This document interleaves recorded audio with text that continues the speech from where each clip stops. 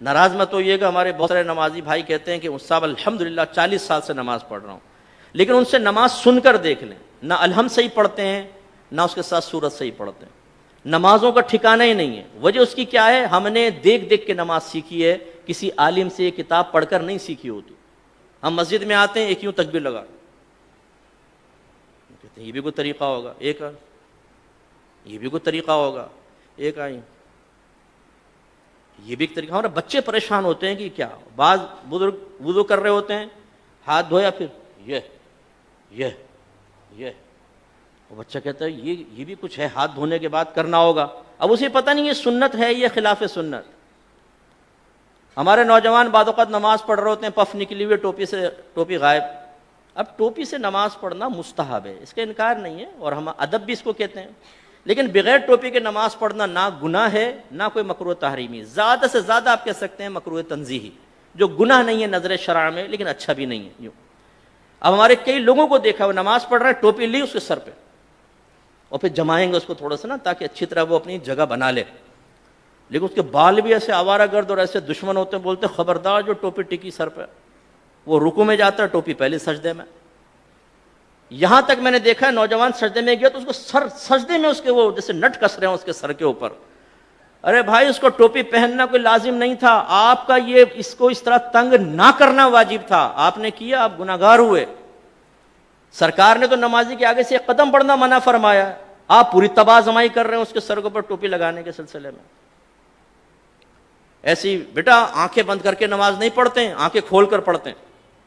حالانکہ فقہ نے واضح لکھا ہے کہ اگر آنکھیں بند کر کے خشوع و خضوع زیادہ ہوتا ہے تو مستحب ہے کہ آنکھیں بند کر کے نماز پڑھیں، اور اگر آنکھیں کھول کر نماز پڑھنے سے خشوع و خضوع آتا ہے، دنیاوی خیالات سے نجات پاتے تو آنکھیں کھول کر پڑھنا مستحب ہے۔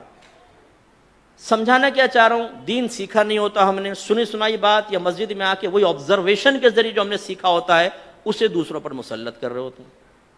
بچہ بیٹھا ہوا ہے پاؤں ہلا رہا ہے، بیٹا ایسے پاؤں نہیں ہلاتے، نحوست ہوتی، وہ بچہ رک جاتا ہے۔ اب بھائی کہاں سے نحوست ہوتی ہے بتائیے، پاؤں ہلانا کہاں سے نحوست ہے؟ یہ تو کوئی نحوست نہیں ہے، شریعت نے تو کوئی منع نہیں کیا۔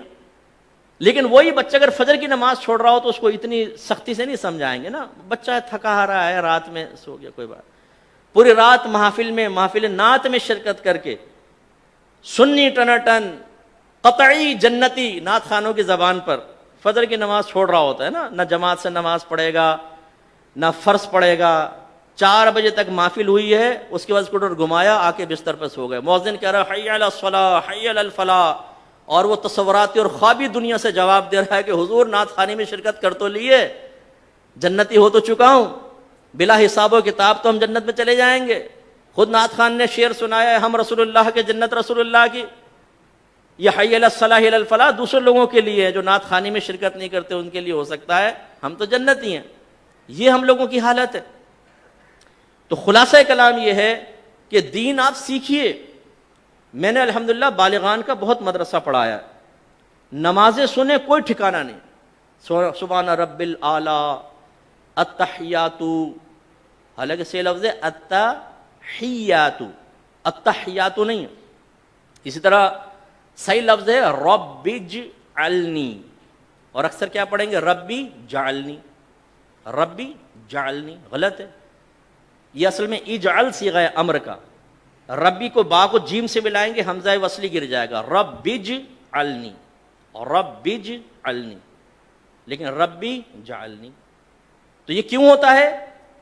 آپ میں سے بہت سن ہو سکتا ہے کتاب دیکھ کر بھی سیکھا ہو، لیکن آج سے 35 سال پہلے 40 سال پہلے، اب وہ بیچ میں جو غلطی آئی وہ پختہ ہوتی چلی گئی، بتائیے نہیں۔ اس لیے ناراض مت ہوئیے گا، آپ میرے بزرگ ہیں، میرے بڑے ہیں، جو بزرگ بیٹھے ہوئے ہیں، جو ہم عمر ہیں اور جو چھوٹے ہیں وہ بچے ہیں، لیکن ایک دفعہ اپنی نماز کسی قاری صاحب کو سنا دیں۔ پہلی بات تو یہ کہ جس کو ڈر ہوگا نا، خوف کہ میں پھنسوں گا، وہ سنائے گا ہی نہیں، وہ کہے گا مفتی صاحب نے ٹھیک کہا لیکن اللہ کی رحمت بہت بڑی، اللہ معاف کرنے والا ہے۔